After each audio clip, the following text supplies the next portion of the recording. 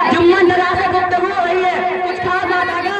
खास बात क्या होगी, बस यही जमाने के बाद मुलाकात है, लेकिन इस हालात में देखकर मुझे बड़ा सदमा हो रहा है। यही इससे दरियाफ्त कर रहा था, जुम्मन भाई आप इस कदर परेशान और फटीचर क्यों बने हुए हैं? बीवी मर गई, जमीन जायदाद तेज बेचकर बेटियों की शादी कर दी। सोचा था मिस्टर बाबू को ये भी पास करवाया है तो उनकी शादी में 4 से 5 लाख रुपया आ जाएगा, और छोटे बाबू को इंडेक्स से टेक करवाया है तो उनकी शादी में 5 से 7 लाख रुपया आ ही जाएगा। दोनों बेटों की शादी कर दी, लेकिन क्या गरीब देश का तंजी कंजूस निकल गई, कुछ नहीं दिया। अब तीसरा बेटा जो मिस्टर बाबू की डिग्री वाला है, उनकी शादी मौसी गनीपुर झबरू मियां की बेटी से तय कर दी है, लेकिन इस बात का कर दिया है कि मेरा बेटा ग्रेजुएट की डिग्री वाला है, इसलिए आपको अपाची फटफटिया सोना की अंगूठी, लोहा की अलमारी, 1 भैंस 2 गाय और 7 लाख रुपया देना होगा। लेकिन ये सब कुछ तय होने के बाद लड़की वाला टगर मगर करता है। अच्छा, वो टगर मगर कर रहा है, यानी डोर मटर कर रहा है। मोबाइल नंबर है क्या, दीजिए तो जरा। मोबाइल नंबर तो है मगर याद नहीं। दादा दादा हमको याद है, लीजिए साहब 700 मॉडल मोती में 420। हेलो, आप झब्बू में बोल रहे हैं कि मैं सेठ मुकद्दर खान? वालेकुम अस्सलाम। झब्बू में तुम जहाँ कहीं भी हो मुझसे मुलाकात करो। और अभी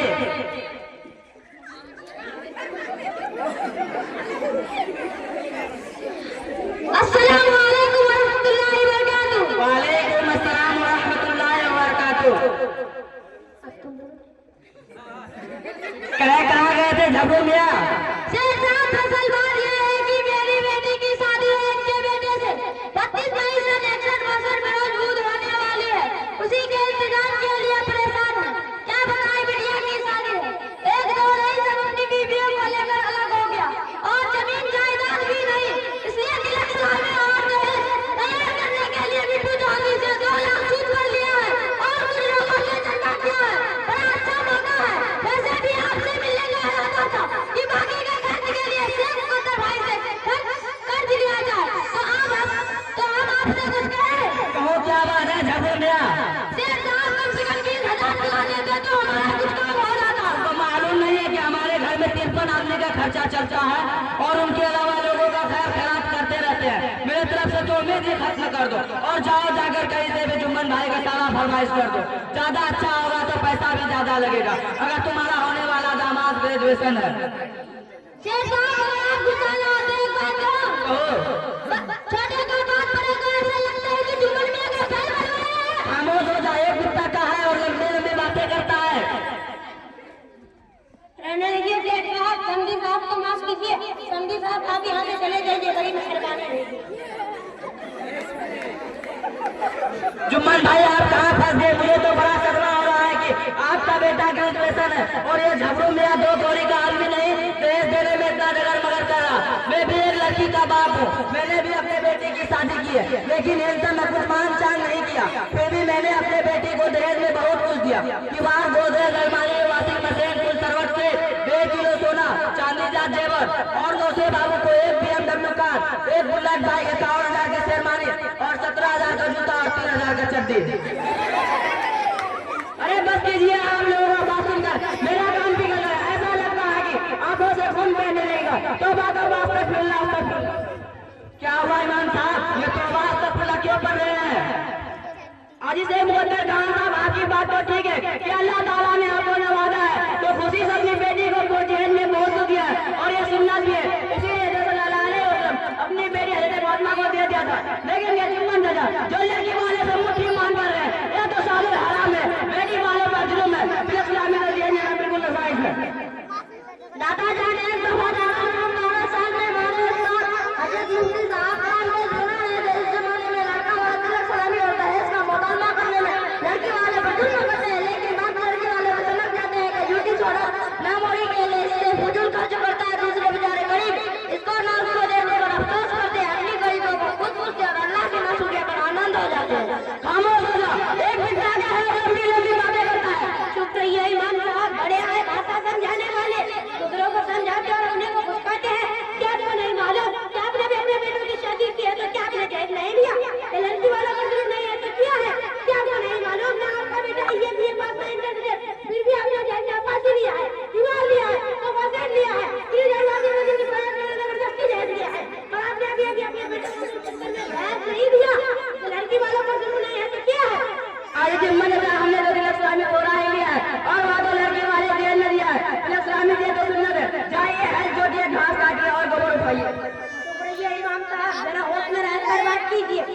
हम चुप रहिए। अगर आप हमारे इमाम नहीं होते ना तो कान पकड़कर ही हाथ दबा देते, समझे? अस्सलाम वालेकुम रहमतुल्लाहि व बरकातुहू। वालेकुम अस्सलाम व रहमतुल्लाहि व बरकातुहू। खैरियत से है मौलाना साहब? खैरियत तो ठीक है अल्हम्दुलिल्लाह, लेकिन ये बासों का आशा कैसे चल रहा है?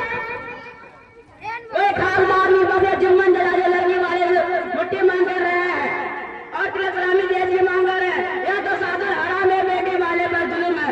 यही समझाने समझाने के लिए खंबा पर चढ़कर हमी के पास है और कहने लगे आपने भी तो अपने बेटे के शादी में जेल दिया, मगर हमने लिया था कौन सही गलत कर दिया? तिलक तो जेल सुन्नत है, जाइए।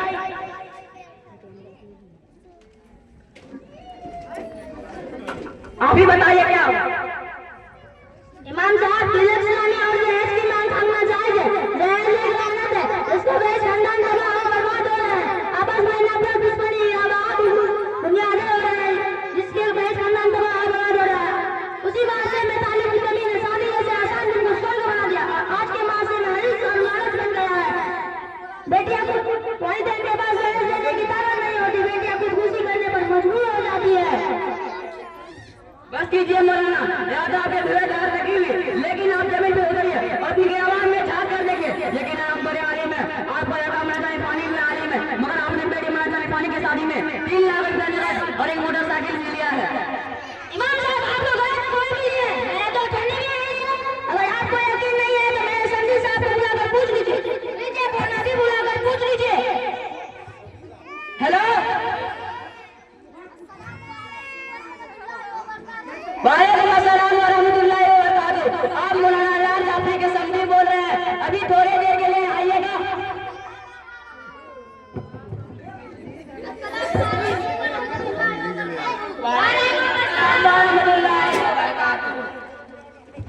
बस आपसे एक बात पूछनी है कि आपने समझी मौलाना लाल जाफरी आपसे जैसी मांग की?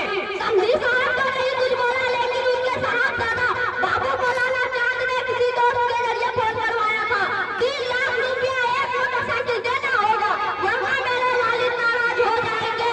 वहाँ आपने फिर नहीं कहा, लेकिन मुझको इशारा कर दिया था, लेकिन मुझको उस मौका से बड़ी परेशानी लाक हो गई। फिर लग रहा था हाथ बैल हो जाए मगर मैं ठहरा। बेटी वाला लगता क्या ना करता। 2 सालों से लॉकडाउन की वजह से सारा धंधा पानी बंद था। खैर खुदा खुदा करके कर्ज ब्याज लेकर सारा इंतजाम करना पड़ा। बेटी वाला तो वैसे भी कहीं का ना रहता और दहेज का दहेज सब धरा रहता था।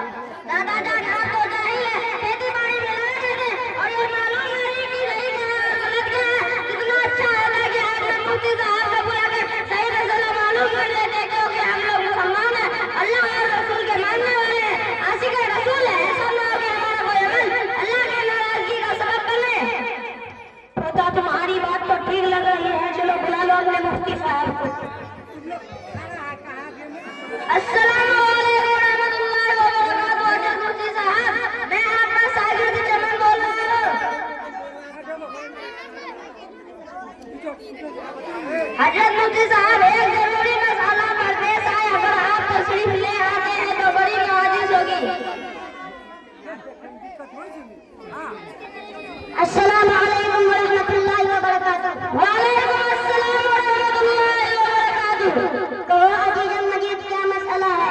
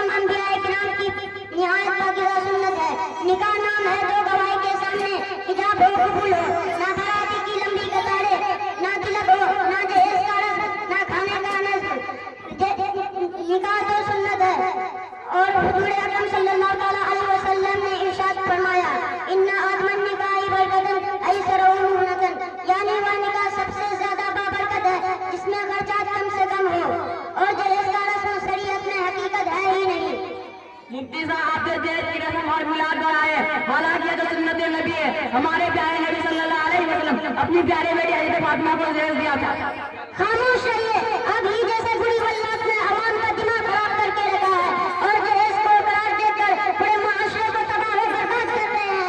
ये सरासर आप जैसे की गलत फहमी है कि दहेज सुन्नत नबी है और रसूलुल्लाह सल्लल्लाहु ताला अलैहि वसल्लम ने कतई दहेज नहीं दिया है और हजरत अब्दुल्ला सी ने इस लेन देन को रिश्वत कहलाया है और रिश्वत लेने और देने वाले को लानत कहलाई है। इस लेन देन को चलिए मुफ्ती साहब माफ कीजिए, आज से इंशाअल्लाह रहेंगे।